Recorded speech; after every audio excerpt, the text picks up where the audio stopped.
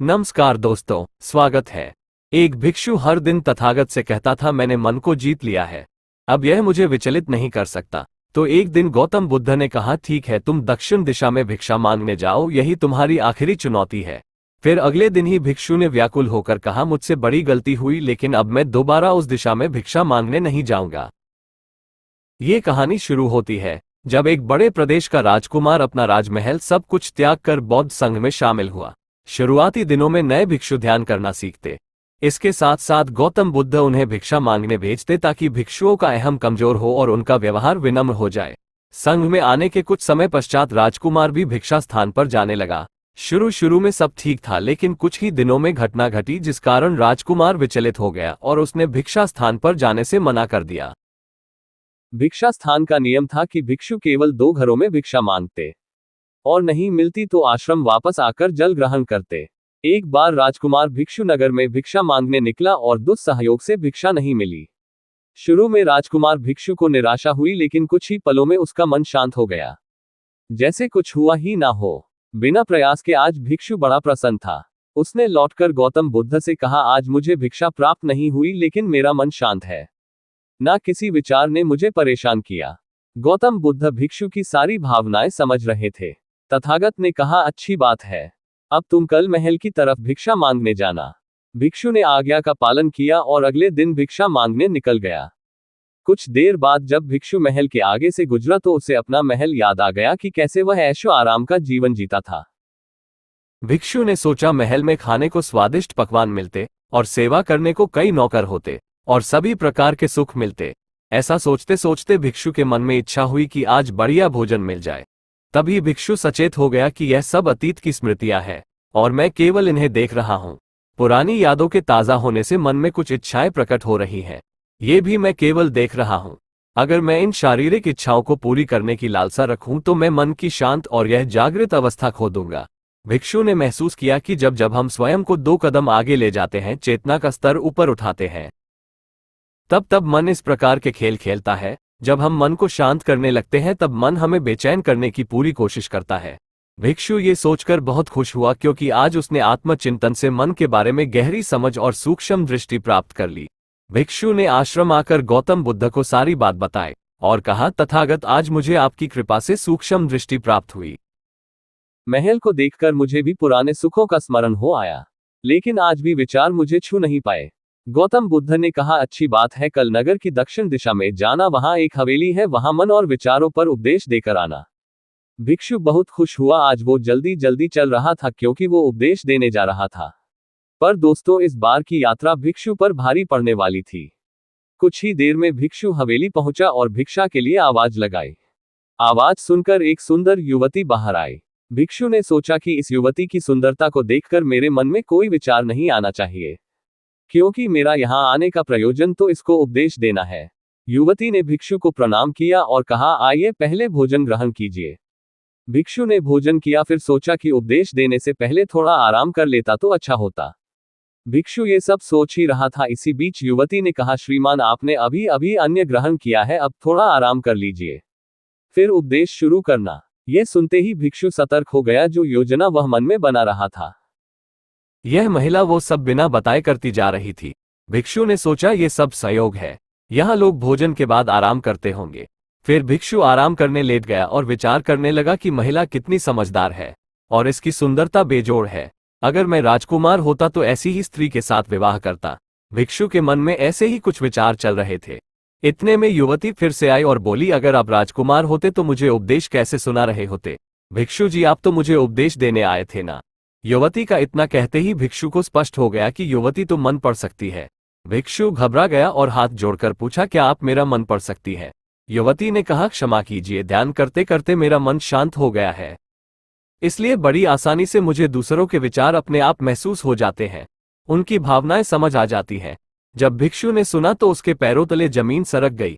फिर बिना कुछ बोले भिक्षु तत्काल आश्रम की ओर चल पड़ा। रास्ते में चलते हुए भिक्षु का दिमाग फटा जा रहा था, उसकी बेचैनी बढ़ गई थी। भिक्षु खुद को कोसने लगा कि मेरे मन में युवती के लिए ऐसे विचार क्यों आ रहे थे, उसने मेरे बारे में क्या सोचा होगा?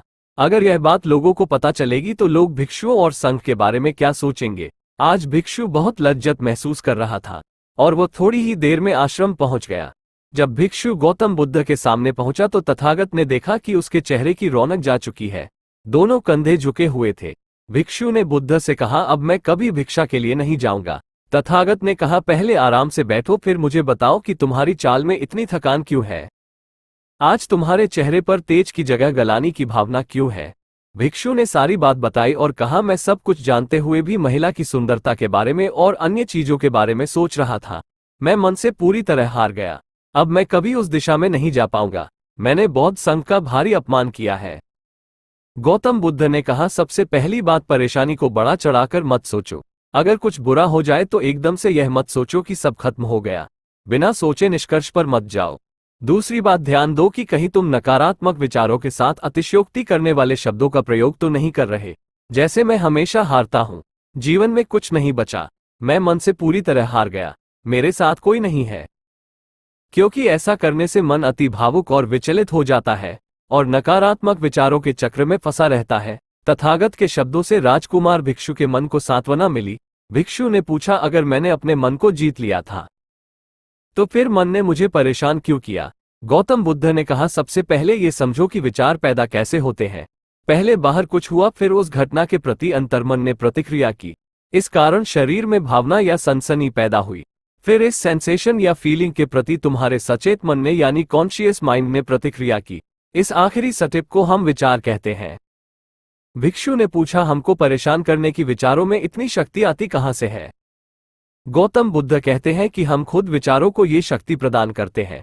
जब आप जजमेंट और सही गलत के टैग लगाकर विचारों को देखते हो तो उनके प्रति रिएक्ट करने लगते हो। एक विचार के साथ अन्य विचार भी सोचने लगते हो। जब तक आप खुद को जज करोगे तब तक मन आपको नीचा दिखाकर हावी होता रहेगा। भिक्षु ने पूछा, फिर मन शांत कैसे होगा। गौतम बुद्ध ने कहा, अगर विचार है तो शरीर में भावना भी महसूस हो रही है, क्योंकि हर विचार भावना के साथ प्रकट होता है।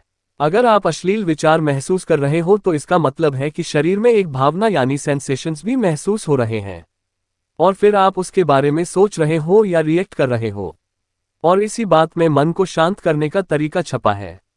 हर विचार को देखना कठिन है क्योंकि विचारों का वेग तेज है, लेकिन शरीर में महसूस हो रही भावना यानी सेंसेशंस को देखना आसान है, क्योंकि ये देर तक बनी रहती हैं। अगर इन्हें बिना जजमेंट के सही गलत का मतलब लगाए सिर्फ देखा जाए तो ये गायब भी हो जाती हैं। तब मन के पीछे जो शांति है वो प्रकट होती है और उस शांति में एहसास होता है कि मन हमारा कुछ नहीं बिगाड़ सकता। हमारा अंतर्मन कैसे ठीक होता है? नॉन जजमेंट से। अगर हम किसी भी इंसान या घटना या फिर अपने मन को बिना जजमेंट के देखते हैं तो मन के साथ साथ अंतर्मन अपने आप स्वस्थ और शांत होने लगता है। अगर तुमने मात्र ये देखा होता कि इस औरत के प्रति विचार केवल मेरे अंतर्मन के रिएक्शन के कारण है और यह मैं केवल देख रहा हूं, मन में बहुत कुछ चल रहा है लेकिन मैं सांस के प्रति सचेत हूं, मैं शरीर में होने वाली प्रतिक्रिया को देख रहा हूं, तब भी तुम सचेत होकर दृष्टा भाव में लौट आते। मन के पीछे जो शांति है वह हमारी सबसे बड़ी ताकत है। हम बड़ी आसानी से विचारों को शांत कर सकते हैं और एक दिन ये जान सकते हैं कि किसी भी प्रकार का विचार चिंता असल में इस शांति को पार नहीं कर सकता। हम हमेशा विचारों से अछूते हैं। गौतम बुद्ध कहते हैं, तुम याद रखो, विचार तुमसे है, तुम विचारों से नहीं। तुम हमेशा ही अपने विचारों से शक्तिशाली हो, अपने डरों और चिंताओं से शक्तिशाली नहीं हो। अब तुम अगले 7 दिन युवती के घर भिक्षा मांगने जाओगे और ध्यान रखना, अपने विचारों को जज मत करना। अच्छे बुरे विचार केवल तुम्हारा द्वार खटखटाते हैं। तुम केवल इतना याद रखना कि तुम वो शांति हो जिसमें सब प्रकट हो रहा है। अगले दिन भिक्षु पूरे मार्ग जागृत होकर चला। महिला के घर जाने से पहले थोड़ी घबराहट हुई, लेकिन भिक्षु दृष्टा भाव में बना रहा, विचारों को, शरीर में उठ रही भावनाओं को, डरों को, गिल्ट को, सबको बस देखता रहा। जब वापस लौटा तो वो पूरी तरह शांत था। आज उसने मन को जीत लिया है। यह अहंकार भी नहीं था। आज उसने सही मायनों में मन को पार कर लिया। दोस्तों, आज की यह कहानी आपको कैसी लगी और इस कहानी से आपको और क्या सीखने को मिला, कृपया ये भी हमें कमेंट करके बताएं।